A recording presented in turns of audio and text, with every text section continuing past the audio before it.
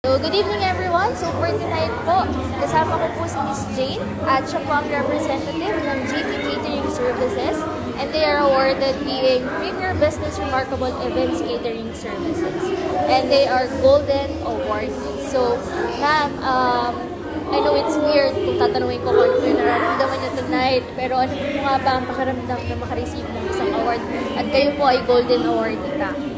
To be honest, it feels great.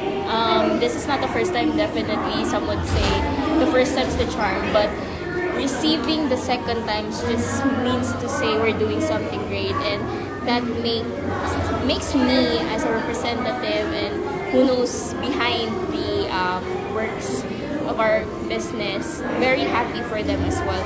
Sobrang nakaka-proud because we're consistent din. So it just shows we're doing something good. So, a while ago na medyo nagkakwentuhan na kami ni ma'am.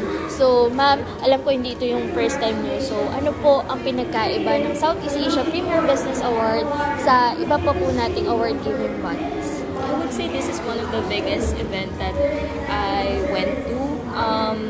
Kasi it says in the name, Southeast, right? It represents everyone. We want to represent being in the Philippines is part of the Southeast. We want to represent it someday in Southeast Asia. Kaya nakaka-proud na we're looking at as if we are good enough to be marketed in Southeast as well. So, ayan.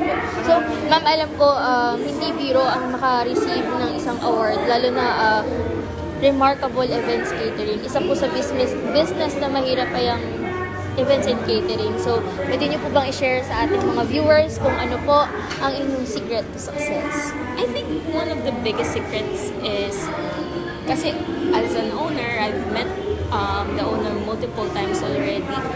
And it's just, one of the things I noticed is she has a great worker.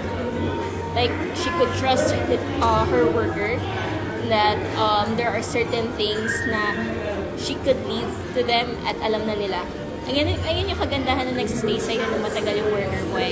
Because you will, parang bawat hininga, bawat labas ng salita mo, alam na agad na nila kabisado na nila. So, it's one of the greatest things na pakiramdam ko in any businesses really, if you have a good worker that you could trust, that you're reliable, and basically almost like a part of family.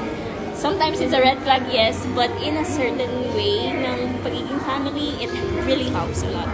Ayan po. So once again po, JP Catering Services, Premier Business Remarkable Events Catering Services. So muli po, congratulations po from Servicio and La Visual Corporation. Thank you po! Thank you.